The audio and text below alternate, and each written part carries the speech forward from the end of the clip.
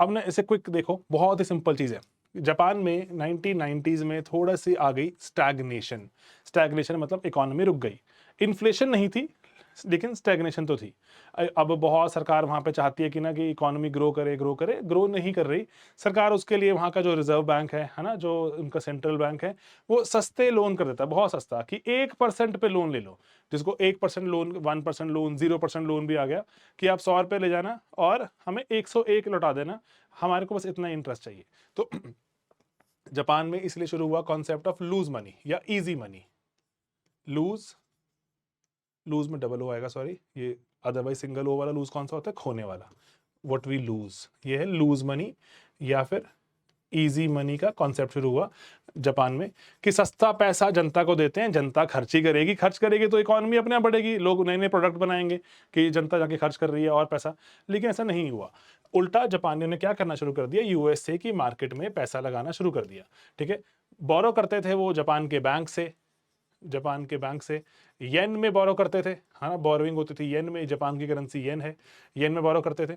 Simple ले लो, मान लो एक कोई भी एग्जांपल लेके चल लो कि जापान का जो येन था, है ना, येन का ये होता है साइन, जापान का येन और यूएस का जो डॉलर है ना, उसमें सिंपल एग्जांपल ले लेते हैं, बिल्कुल सिंपल समझने के लिए, कि मान लो कि अ, एक केस ले लो, 50 50 येन और $1 बराबर है, और दूसरा केस ले लो कि बहुत ही येन की हालत खराब हो गई, $1 100 येन का हो गया।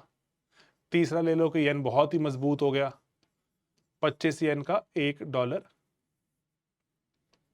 हो गया। ठीक है, 3 केस ही बन सकते हैं, है ना। अब यहां पर जापान में लूज मनी चल रहा है, इजी मनी चल रहा है, बोरो किया, और मान लो कि 100 येन बोरो कर लिए इस इंसान ने, 100 येन बोरो कर लिए और अपनी इकोनॉमी में नहीं लगाए, लगा दिए यूएसए की इकोनॉमी में, यूएसए की इकोनॉमी में लगा दिए। और मान लो कि कंडीशन नंबर 1 चल रही थी, जहां पर 50 येन $1 के बराबर है, दैट मीन्स $2 इन्वेस्ट कर दिए। अब यूएसए में क्यों लगाए? सिंपल सी बात है, यहां पर तो 1% इंटरेस्ट रेट है, इसको वापस कितने करने हैं? वापस करना है 101 येन, एंड यूएसए में इंटरेस्ट मिल रहा है उसको 5%, है ना, यूएसए में 5% इंटरेस्ट मिल रहा है। तो अब ये दो जो जो डॉलर लगाए हुए यूएसए में 5% इंटरेस्ट मिल गया, ये बन गए $2.1, है ना, $2.1 बन गया 5% इंटरेस्ट पे। तो अब जापानी बड़ा खुश है कि 1% और 5%, अगर 50 येन पे ही, जो भी हमने माना था कि 100 वाला था, जो 100 येन बोरो किए, 50 येन के हिसाब से $2 बन गए थे, इन्वेस्ट कर दिए, 2.1 को 50 पे कन्वर्ट करेगा, बन जाएंगे 110 येन, 110 येन बन गए। 110 येन में से 101 वापस कर दिए, 9 येन उसने बैठे बैठे कमा लिए, बिना कुछ किए, सिर्फ यहां से पैसा लेके यहां लगा दिया। और इट्स लाइक कि आपको एक बैंक कह रहा है कि, है ना, मान लो एसबीआई कह रहा है कि आप मुझसे उधार ले लो 1% पे, एंड आपको आईसीआईसीआई बैंक कहता है कि आप मेरे पे पैसा जमा करा दो, मैं आपको 5% इंटरेस्ट दूंगा। आपको कुछ भी नहीं करना भाई, जो एसबीआई से 1% वाला उधार लेके आईसीआईसीआई में जमा कराना है, बस यही करना है। वो भी आजकल ऑनलाइन हो जाता है, कहीं जाना आना नहीं, कोई पेट्रोल खर्च नहीं हुआ, कुछ नहीं हुआ, 4 रुपए आपने बैठे बैठे कमा लिए, है ना, ये हो गया। लेकिन ऐसा नहीं होता, हम सभी देखते हैं बैंक्स में सभी सेम ही रेट चल रहा होता है। आप किसी से पैसा निकाल के किसी में डालोगे, उल्टा ही पड़ जाएगा आपको, क्योंकि उधार लेना महंगा होता है एंड उधार देना थोड़ा जो आपका सस्ता होता है। बैंक को पैसा देते हो, बैंक आपको कम पैसा वापस करता है ना, आपको सेविंग में पैसा कम मिलता है। अदरवाइज सभी लोग उधार ले लेके बैंक में जमा कराते रहेंगे। तो लेकिन यहाँ पे हो रहा था, this is yen carry trade. Yen carry करते थे आप, ट्रेड कर देते थे डॉलर में, वापस जाके कन्वर्ट कराया, पैसा कमा लिया बैठे बैठाए। This is like truly like a money tree, पैसे का वृक्ष है ये, कि आप पैसा बस यहाँ से वहां, वहां से वहां ट्रांसफर करते रहते हो। एंड यूएसए की इकोनॉमी में पैसा आ रहा है बहुत भर भर के, जापानीज येन आ रहा है बहुत सारा, तो और ऑटोमेटिकली यूएस की इकोनॉमी भी ग्रो कर रही है बहुत तेजी से, जापान से पैसा लाके जापान वहीं का वहीं खड़ा हुआ है। तो अब लेकिन हुआ क्या, ट्रेडिंग हो रही है, जापान का बहुत सारा येन जा रहा है यूएसए में, यूएसए वाले भी तो येन को कुछ कन्वर्ट कराएंगे, उनका क्या करना है येन का, है ना। तो तो इसीलिए जब कन्वर्ट कराते हैं, तो अब ऐसा हो सकता है कि येन की, मान लो कुछ ऐसा हुआ, जापानी की टोयोटा का बहुत चल गया प्रोडक्ट, होंडा का चल गया, जो भी हुआ, जब जापानीज येन स्ट्रांग हो गया, 25 येन का बन गया, स्ट्रांग हो गया मतलब कि पहले 50 येन की हालत थोड़ी खराब थी, 50 येन दोगे तो $1 मिलेगा, अभी हालत अच्छी हो गई, अभी 50 येन देके $1 मिलना शुरू हो गया। अब, है ना, $1 के 50 येन मिलेंगे। जब इसने ये $2.1 कन्वर्ट कराए इंटू 25 किया तो ये तो बने सिर्फ 50 पॉइंट समथिंग, है ना, येन बने, 50 येन बने।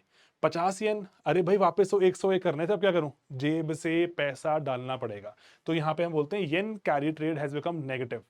उल्टा होता अगर 100 येन की जापान की इकॉनमी और बेचारी खराब हो जाती, येन की हालत और खराब हो जाती, 2.1 येन को जब ये 100 में कन्वर्ट कराता 210 येन बन जाता। ये 210 येन लेके घर पहुंचा, 101 वापस करना है, 109 येन बच गए जेब में, डबल कर लिया पैसा उसने अपना, तो बैठे बैठे ही। तो इसीलिए अगर करेंसी जापानीज येन अगर वीक हो रहा है तो बहुत औसम पैसा कमा रहे हैं लोग। अगर वो स्ट्रांग होना शुरू हो गया जापानीज येन तो लोगों का नुकसान शुरू हो गया। This is known as the currency exchange risk. Currency exchange या करेंसी रिस्क या एक्सचेंज रिस्क या करेंसी एक्सचेंज रिस्क, ये कहा जाता है कि इस पर बहुत डिपेंड करने वाला है। स्टेबल रहा तब तो पैसे बन रहे हैं, येन गिर गया और ज्यादा बन रहे हैं, येन उठ गया जो कि अभी हुआ है, येन कैरी ट्रेड नेगेटिव हो गया क्योंकि येन अप्रिशिएट कर रहा है बहुत तेजी से, येन स्ट्रांग होता जा रहा है, उसके कारण अब जो ये येन कैरी ट्रेड करते थे ये नहीं हो पा रहा। जो जापान से बहुत सारा पैसा लगता था, यूएस से, फिलीपींस, चाइना, इंडिया, लगना कम हो जाएगा क्योंकि लोग बैठे बैठे पैसा कमा रहे थे, नहीं कमा पाएंगे अब। तो क्योंकि जापानी कह रहे हैं ना खुद, भाई हमारी इकॉनमी पैसा लगाते नहीं, आप आज कहीं और भेजते रहते हो।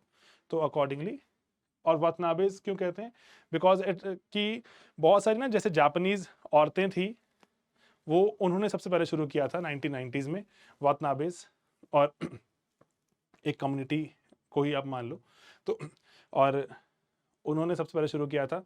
इसीलिए जैसे मान लो मैं यहाँ पे शुरू करूँ, अगर स्लीपी वाले शुरू करें और ऐसा कुछ सिस्टम और वो फैल जाए, बहुत दुनिया फॉलो करे, तो उसको बोल सकते हैं कि ना कि ये स्लीपियन फॉर्मूला है, ये स्लीपियन आइडिया है। तो इसी इसको वातनाबे भी कहते हैं बहुत बार, कि ये वातनाबे कर रहे हैं हम, कि this is yen carry trade. Okay, like India is buying Russian oil and selling to other European countries at a higher price, कह सकते हो। यस, इस पूरे प्रोसेस को पता क्या बोलते हैं वैसे, एक तरह से आर्बिट्राज बोलते हैं। Arbitrage, arbitrage,